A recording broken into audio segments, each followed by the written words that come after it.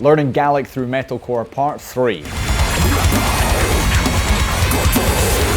This is a great example of Gaelic not having a. There's no indefinite article in the language. This is literally bret ball, kick ball, kurtal, score goal. But you understand from the context of the language that I'm singing, screaming, kick a ball, score a goal. This often throws people when they start learning Gaelic because they're looking for the English a before words.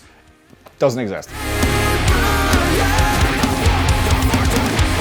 Talking of things that don't exist, Gaelic doesn't have yes or no. For context, this song, Gun Alba, is based on the No Scotland, No Party chant, but Gaelic doesn't have a direct translation for no, and so you have to find a way around it. And that little 3-letter word, gun, is without. So without Scotland, without party. You may have noticed that gun is also the first word of this band. Gun Ghaol is translated to without love.